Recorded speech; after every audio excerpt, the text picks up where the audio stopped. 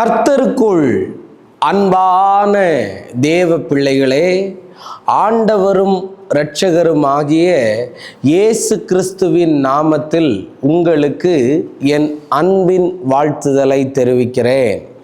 இந்த ஆகஸ்ட் மாதம் 1ஆம் தேதியில் ஆண்டவருடைய வாக்குத்தத்த வசனத்தோடு உங்களை உங்கள் வீடுகளில் சந்திப்பதை குறித்து நான் மிக்க மகிழ்ச்சி அடைகிறேன்.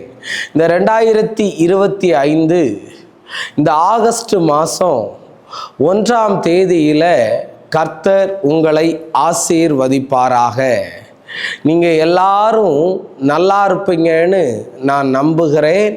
நானும் உங்களுடைய ஜெபத்தினால் நன்றாக இருக்கிறேன். தேவ பிள்ளைகளே, கடந்த நாளிலே தேவ சமூகத்தில் மிகுந்த பாரத்தோடும், ஆண்டவரே என் ஜனங்களுக்கு நான் என்ன வார்த்தையை சொல்ல வேண்டும் என்று ஜெபித்த போது, இந்த 8வது மாதம், அதாவது ஆகஸ்ட் மாதம் 1ஆம் தேதியில் ஆண்டவர் என்னிடத்திலே சொன்ன ஒரு சில காரியங்களை உங்களோடு பேசி உங்களுக்காக நான் ஜெபிக்க ஆசைப்படுகிறேன். கர்த்தர் நம்மோடு கூட இருந்து பேசுவாராக. இந்த செய்தி உங்களுக்கு மிகவும் ஆசீர்வாதமானதாக இருக்கும். ஆகஸ்ட் மாதம் 1ஆம் தேதியில் ஆண்டவர் நமக்கு தருகிற வார்த்தை என்ன? ஏசாயா 58வது அதிகாரம் அவனுடைய 11வது வசனத்தை வாசிக்கிறேன். கர்த்தர் உன்னை நித்தமும் நடத்தி மகா வறட்சியான காலங்களில் உன் ஆத்துமாவை திருப்தியாக்கி உன் எலும்புகளை நினமுள்ளதாக்குவார். நீ நீர்ப்பாய்ச்சலான தோட்டத்தை போலவும் வற்றாத நீரூற்றை போலவும் இருப்பாய் என்று எழுதியிருக்கிறத பார்க்க முடியும். இந்த ஆகஸ்ட் மாதம் 1ஆம் தேதியில் ஆண்டவர் உங்களை பார்த்து ஆரம்பத்திலேயே சொல்லுகிறார், நீ வற்றாத நீரூற்றை போல இருப்பாய் என்று. ஒருவேளை இந்த தேவ செய்தியை கேட்டுக்கொண்டிருக்கிற நீங்கள் கடந்து போன 7 மாதங்களும் வாடி போன ஒரு நிலைமையில இருக்கலாம், காய்ந்து போன ஒரு நிலைமையில இருக்கலாம், பட்டு போகிற ஒரு நிலைமையில இருக்கலாம். ஆனால் இந்த 8வது மாதம் 1ஆம் தேதியில ஆண்டவர் உங்களை பார்த்து தீர்க்க தரிசனமாய் சொல்லுகிறார், நீ வற்றாத நீரூற்றை போல இருப்பா என்று ஆண்டவர் சொல்லுகிறார்.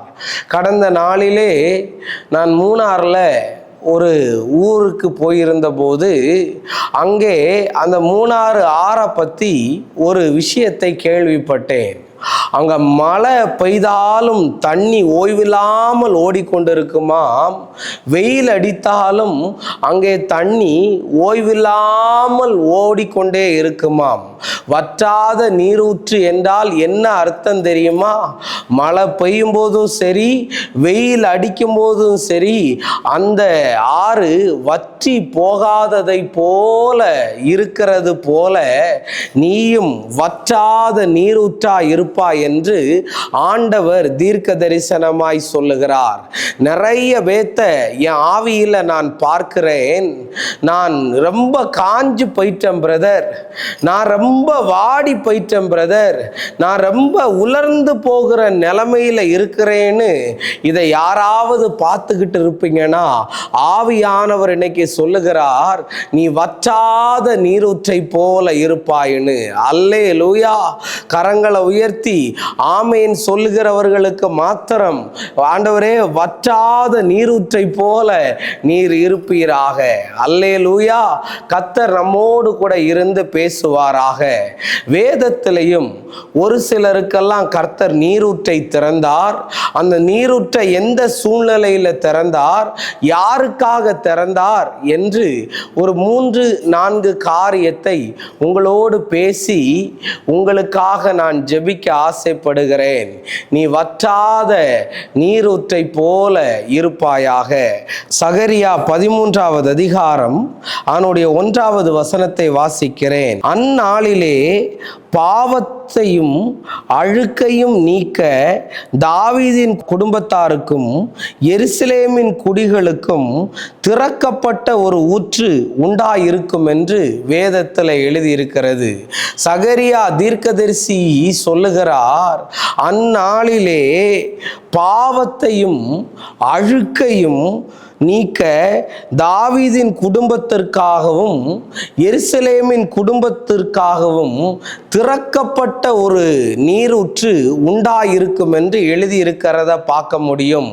இந்த காலை நேரத்தில் கர்த்தருடைய வார்த்தையை கேட்டு கொண்டிருக்கிற தேவ பிள்ளையே, ஆண்டவர் சொல்லுகிறார், கடந்து போன 7 மாதங்களும் உனக்கு நிறைய ஊற்றுகள் அடைக்கப்பட்டதா இருக்கலாம். ஆனால் இந்த 8வது மாதம் 1ஆம் தேதியில கர்த்தர் சொல்லுகிறார், உனக்காக திறக்கப்பட்ட ஒரு நீரூற்று உண்டாயிருக்கும் என்று ஆண்டவர் தீர்க்க தரிசனமாய் சொல்லுகிறார். பிரதர், என் வேலையில நீரூற்றெல்லாம் அடைக்கப்பட்டிருக்கிறது. பிரதர், என் குடும்பத்தில் நீரூற்றெல்லாம் அடைக்கப்பட்டிருக்கிறது. பிரதர், என் சரீரத்தில் நீரூற்றெல்லாம் அடைக்கப்பட்டிருக்கிறதுன்னு வேதனையோட இருப்பனா, இனி அடைக்கப்பட்ட நீரூற்றை பார்த்த நீ இந்த 8வது மாதம் திறக்கப்பட்ட வற்றாத நீரூற்றை நீ காண்பாய் என்று ஆவியானவர் தீர்க்க தரிசனமாய் சொல்லுகிறார். நிறைய பெண்களை என் ஆவியிலே பார்க்கிறேன். பீரியட்ஸ் ப்ராப்ளத்தினால அந்த மாதவிடாய் பிரச்சனையின் நிமித்தம் வறண்டு போய் இருக்கிற உன்னுடைய இடங்கள், காய்ந்து போய் இருக்கிற உன்னுடைய இடங்கள், ஓ நீ ரொம்ப கஷ்டப்பட்டுக்கிட்டு இருக்கிறையா, மாத்திரையையும் மருந்தையும் தின்னு தின்னு சோர்ந்து போய் இருக்கிறையா, இன்னைக்கு கர்த்தர் சொல்லுகிறார், திறக்கப்பட்ட நீரூற்று சரீரத்தில் உண்டாவதாக. நிறைய பேருக்கு இந்த யூரினரி இன்ஃபெக்ஷனால நிறைய பேர் கஷ்டப்படுகிறீங்க. யூரின் போகிற இடத்துல ஒரு விதமான கடுகடுப்பு, ஒரு விதமான எரிச்சல். இன்னைக்கு கர்த்தர் சொல்லுகிறார், எங்க எல்லாம் யூரின் பிளாடர் அடைக்கப்பட்டிருந்தால் திறக்கப்பட்ட ஒரு நீரூற்று உண்டாகும் என்று கர்த்தர் சொல்லுகிறார். எனக்கு பிரதர் வேலையில திறந்திருக்கிற நீரூற்றும் அடைக்கப்பட்டதா இருக்கிறதுன்னு சொன்னா, இன்னைக்கு கர்த்தர் சொல்லுகிறார், அடைக்கப்படாத பூட்டப்படாத திறக்கப்பட்ட ஒரு நீரூற்று உனக்காக இந்த மாதத்துல கர்த்தர் திறக்க போகிறார். ஆமீன் சொல்லுங்களேன். ஆவியில பார்க்கிறேன், அநேகருக்கு திறக்கப்படுகிற ஒரு நீரூற்று வற்றாத நீரூற்றாக இருக்க போகிறது என்று கர்த்தர் சொல்லுகிறார். ஆமீன் சொல்லுங்களேன். உங்களுக்கு திறக்கப்பட்ட ஒரு ஊற்று உண்டாயிருக்கும் என்று ஆவியானவர் சொல்லுகிறதற்காக கர்த்தரை துதிக்கிறேன். ஆதியாகமம் 21வது அதிகாரம் அதனுடைய 19வது வசனத்தை வாசிக்கிறேன். தேவன் அவளுடைய கண்களை திறந்தார்.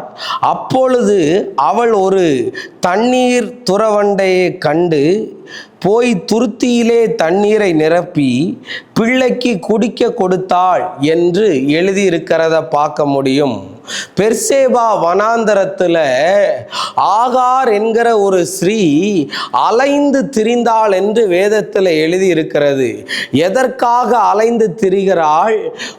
என் பிள்ளை சாகிறதை நான் காண மாட்டேன் என்று சொல்லி தாகத்திற்காக அலைந்து திரிகிறாள். எங்க தண்ணி கிடைக்கும், எங்க எனக்கு என் தாகத்தை தீர்க்கிற ஊற்று இருக்கும் அப்படின்னு சொல்லி அலைந்து திரிகிறவளா இருக்கிறாள். வேதத்துல நம்ம வாசிச்சது மாதிரி நீரூற்று திறந்துதான் இருக்குது.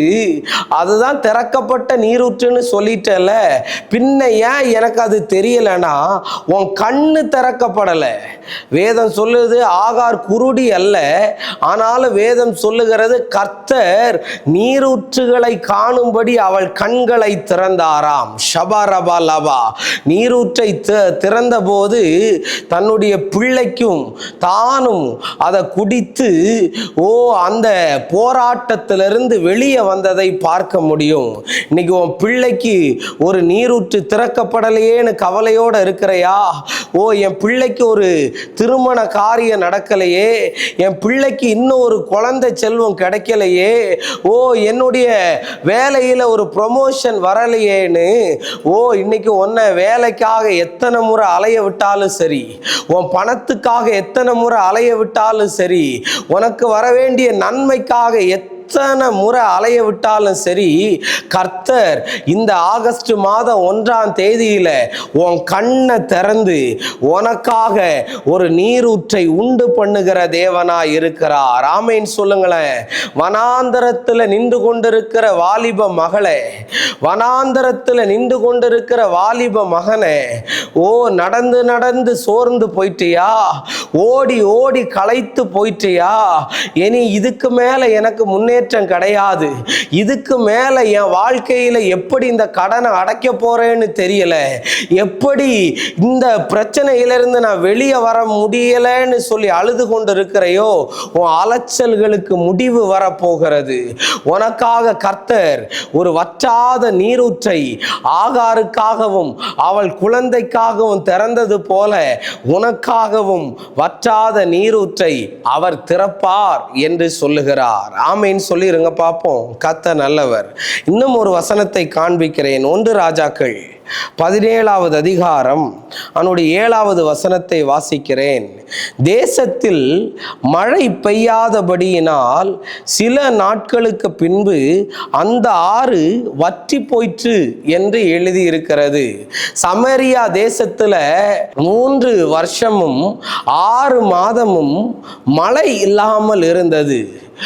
அந்த நேரங்களில எலியாவுக்கு கர்த்தர் சொன்னார், நீ போய் கேரி ஆற்றண்டையிலே ஒளித்து கொண்டிரு, உன் தாகத்திற்காக நீ அந்த தண்ணீரை குடிப்பாய் என்று சொல்லி இருந்தார்.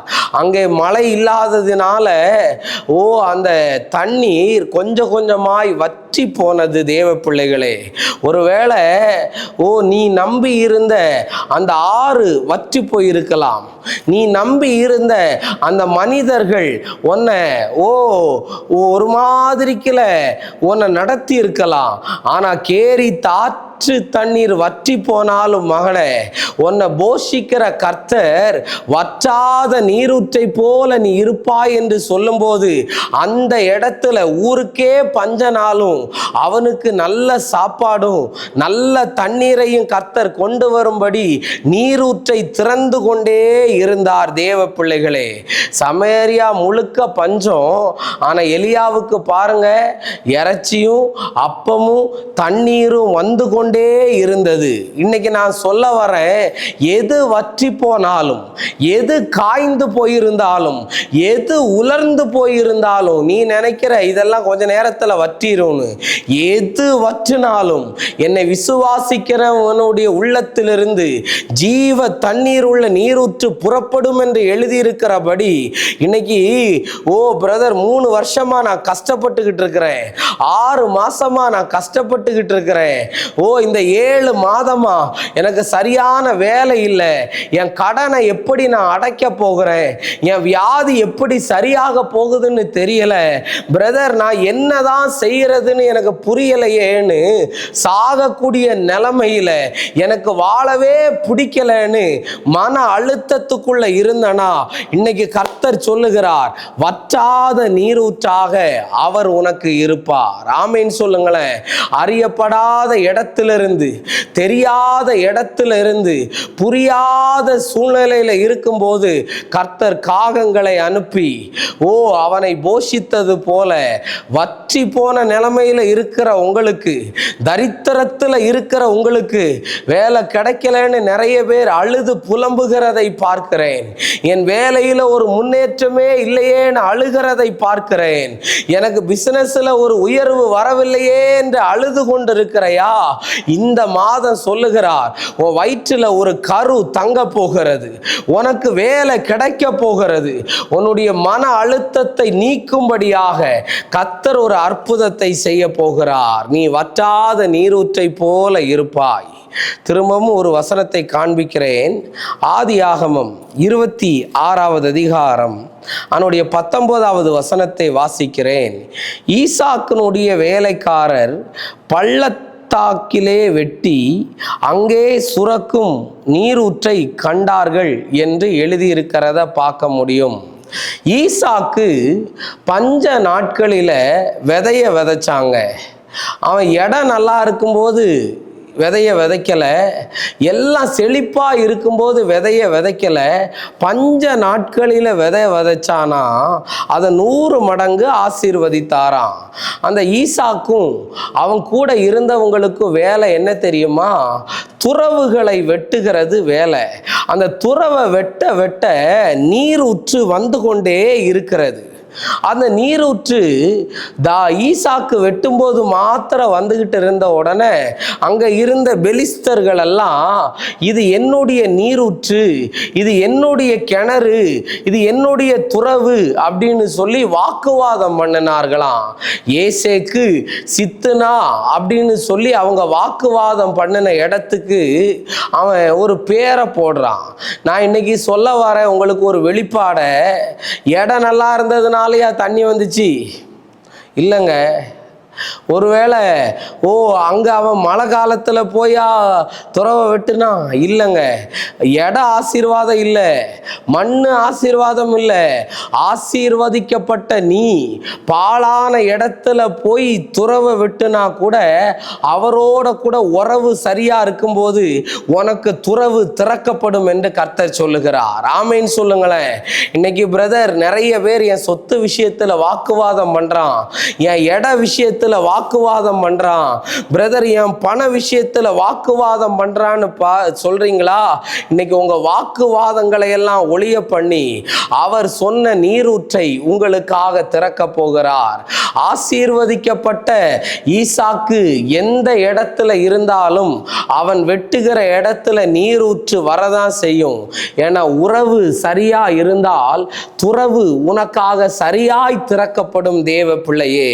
அதனால இந்த 8வது மாதம் கர்த்தர் சொல்லுகிறார், உனக்காக ஒரு நீரூற்ற கர்த்தர் திறப்பார்.